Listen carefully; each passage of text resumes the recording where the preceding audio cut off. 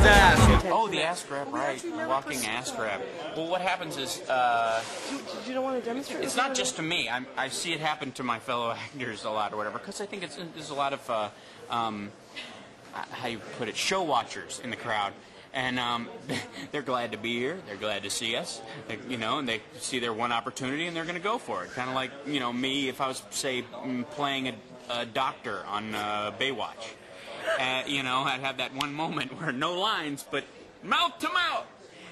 So you're standing there and you're kind of dancing, you're running, thinking, what's that about, And so the best is when it doesn't happen to you, but it happens to, like, Gale or Randy or whatever, and there's just this kind of little twitch while they're acting, and you're like, what was that about? And then oh, that guy is back, This is not the original The original Babylon. Oh, this is a secret. A secret for, say you bought the DVD for a reason, to learn the secrets of Queer as Folk.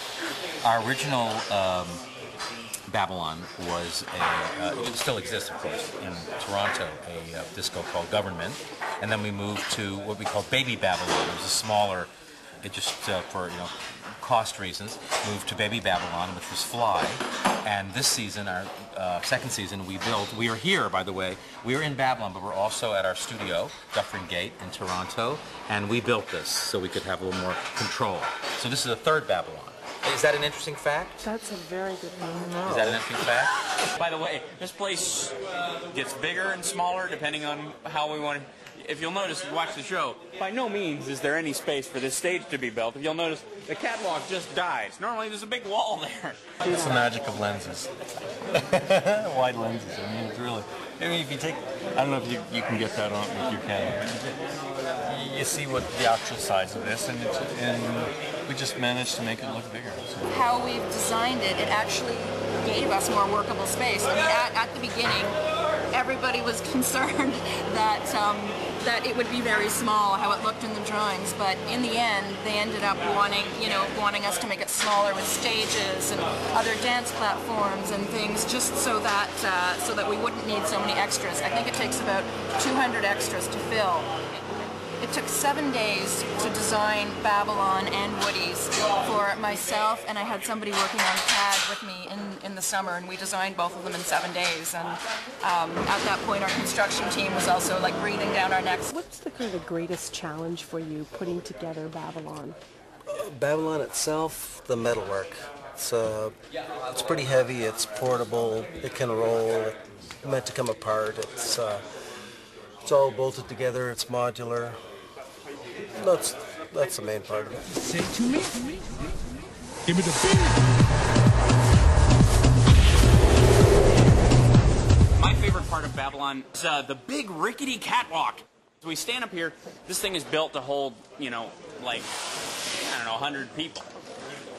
And standing. But remember, we dance here. So you're up here and you're doing these lines, I love you, I'm very upset with you, I think we should go to Ted's and help him, and all this stuff, and the whole time the thing is going like this. You're like, oh, it's going to collapse. It's going to collapse, it's going to be on film. My death is going to be on film. Who doesn't like...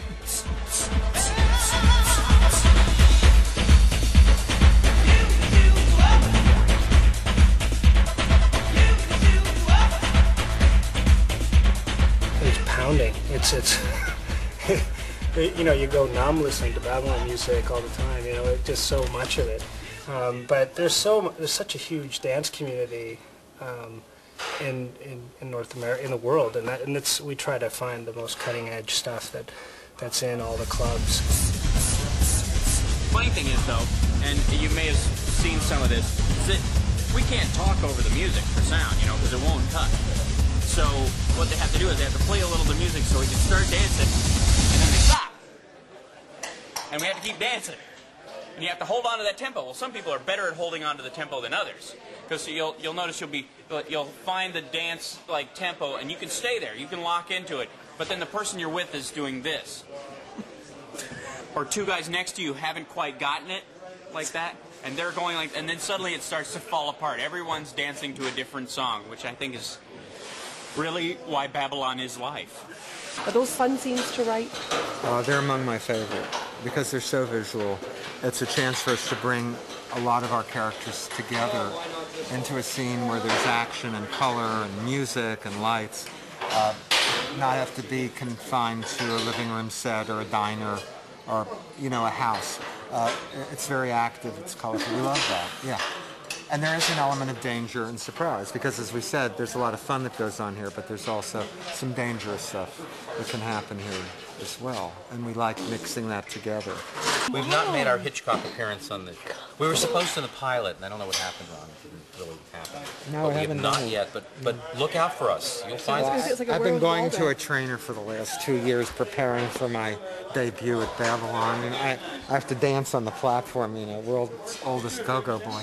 So I'm working out constantly for my debut.